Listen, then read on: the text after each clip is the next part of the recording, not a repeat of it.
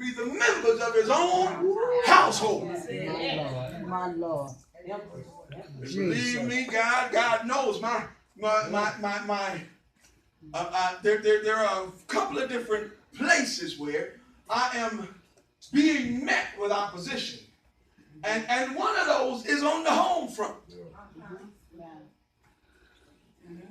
Now, what I understand is, now I need you to understand something, because if you don't understand this, you'll miss it. If you don't understand this, mothers will get to fighting with their sons and daughters, and husbands and wives will get to fighting with each other. If you don't understand this, you'll be sitting in HR arguing with folk about how you ought to be treated. But the Bible says that we wrestle not against flesh and blood, but against powers and against principalities and powers in high places. So understand something, that when your child is acting unseemly, ain't no reason to get to arguing with them. Just have a little talk with Jesus.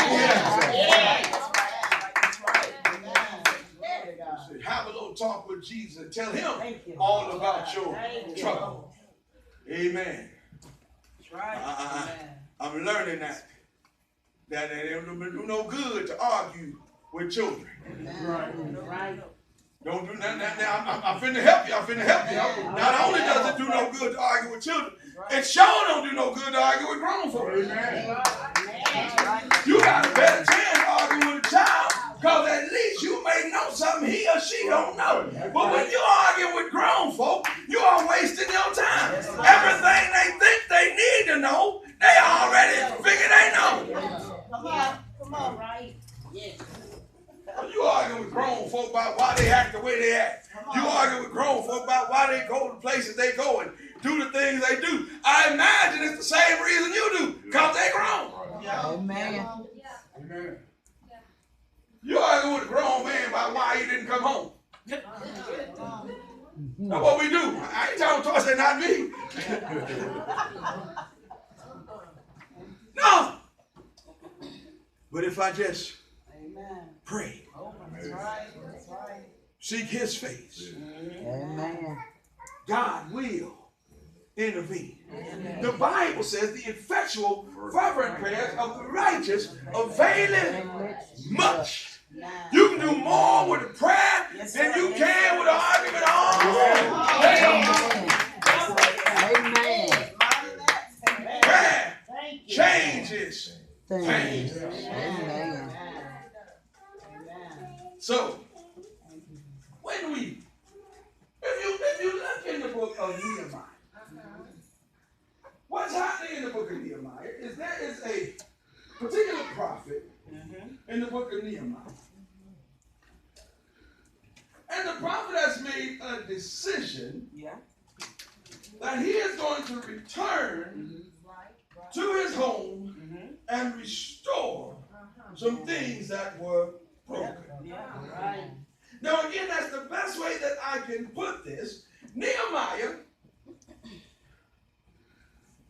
and his people had been taken captive. I was listening to a young man the other day, and I had never seen it before. There was a YouTube video of a young man who was talking about the attack on the black family. And the fact that when a decision was made, basically what he said was, if you want to destroy the black community, if you want to destroy the black race, if you want to destroy black people as a whole, then the thing you need to do is destroy the family. And the enemy went after the family. And he talked about how before 1970, we had segregation, but within that you had a situation where black people were able to work. They were factory workers. And they all had jobs within their own communities. But around about 1970, they started closing all them factories down. And not only did they deindustrialize the factories in the community, but one of the other things that he said they did was they did the same thing within the schools. Because back then, a young man or a young woman could go to high school and they can leave high school certified in a trade. How many of you saw the movie Hidden Figures? And I didn't even think about what she was doing until I heard this young man. Y'all remember when the one wanted to be an engineer? And they said that she couldn't be an engineer because she had to go back to school and she had to take those courses. Did y'all recognize that she didn't go to college to take them courses? She went to a high school. So back then, you could leave high school as a certified plumber, a certified electrician, a certified carpenter, and you could go right out and work. You knew a trade, you had a skill. They got rid of that. So now what you have to do is you have to go to college. College does not even guarantee you a job because you have no real marketable skill. Yeah, right. Come on, guys. The more I think about that, the less I'm inclined. And even though I want my sons to go to college, because I think it's a great experience, I think it's one of the greatest things you will ever do for yourself is to educate yourself. Amen. What you need to ensure that you're doing is doing something that is marketable. How you going to make a living? How you going to feed your family? So anyway, what happened with this was that the African-American male, the matriarch of the family, is now disenfranchised. He's out of work. He's no longer economically viable for his family. 1980s come around. And guess what hits the community? Crack cocaine. Now you got a whole lot of black men sitting around and they are either their job is they have no jobs. Crack cocaine hits and you got black men who basically fall on two sides of this argument. I can sell crack to feed my family, or I can smoke crack because I can't feed it. All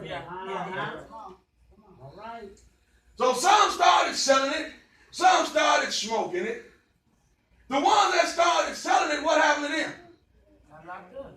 They went away. Yeah.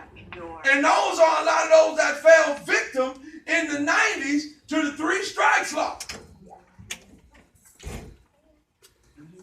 By the time the 90s rolled around, most of them already had 2 or 3 strikes. One more, and now we got men going away from now on. Yeah. So what am I getting at? We are in a situation now as men and women, and I was going to talk about this last week on Fifth Sunday because I was going to speak specifically to some of our men. But brothers did such a good job, I didn't even broach it last Sunday, but today I want to hit on this, and I want you young men and I want you older men to listen. Number one, it is time for us as men to return and restore. That's what's happening in Nehemiah. All the people were taken captive because you have to understand something, that when the black man became disenfranchised, so did the black family. Right. Do you realize that there's an entire generation of young men and women who were raised without fathers? Oh, yeah. Right. For the most part. No fathers in the home. Most African Americans who are under the age of about 40 were raised without fathers in the home. That's just the truth. Why? Because their fathers was locked up or smoked out. And that has continued and continued and continued. And now, think about it. Where it used to be that graduation from high school or learning a trade or even getting married, these were rites of passage for black men. Now going to prison is a rite of passage. You get more props for coming out of prison than you do coming out of college.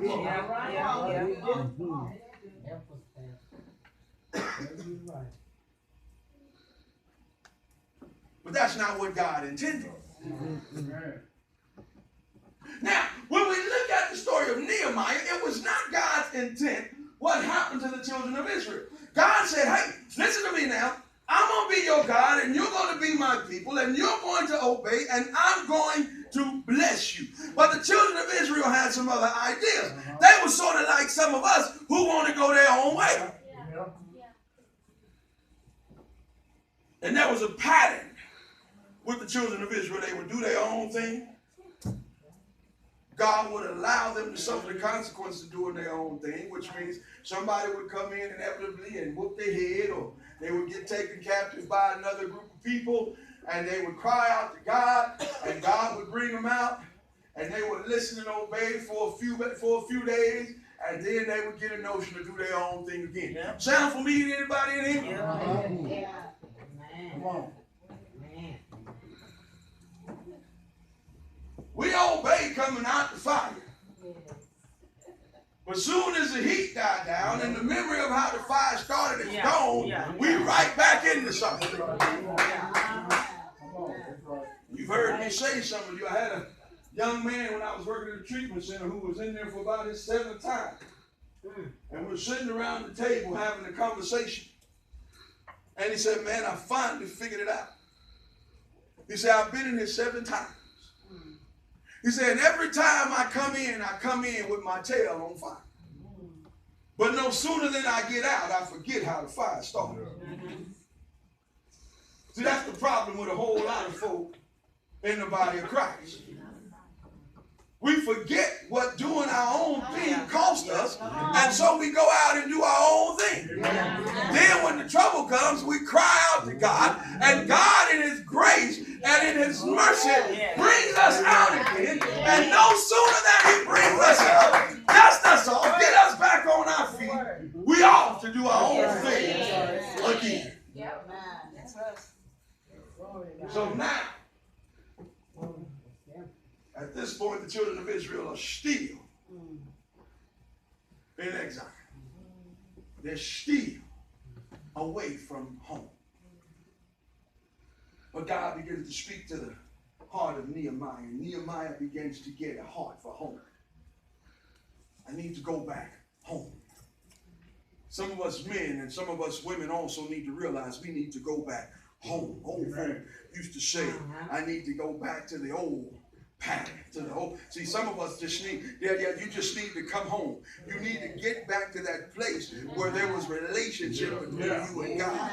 You need to come. But now the problem is, when you've been gone for a while, and you get out there so far, when you make a decision to come back, you need to understand that the enemy don't necessarily want you to get back. He don't necessarily want you to have the promises of God in your life. If you look at the children of Israel as they set out from Egypt to the promised land, God did not come up with the idea of the promised land while they were in Egypt. The promised land was theirs even before Egypt. But they find themselves in Egypt. Remember that? Million strong in Egypt. Now, God says, Moses, you go tell Pharaoh, let my people go. So that's the first opposition they're going to face, is the fact that when the enemy gets you into a stronghold, he ain't going to necessarily want to let you go. That's right. Have you realized that friends that wasn't really friends, as soon as you decide to leave, start acting like they real friends, and you done forgot how false they was? I remember when I first started trying to stop drinking, guys who had never bought me a drink wanted to buy it. All right. Fellas who had never bought no weed was showing up with it. Dubs. Said, all these years you ain't never bought none. Now all of a sudden I'm trying to quit, and here you is. You think that's them, or you think that's the enemy? He don't want you out. No, he don't. All of a sudden, folk that been treating you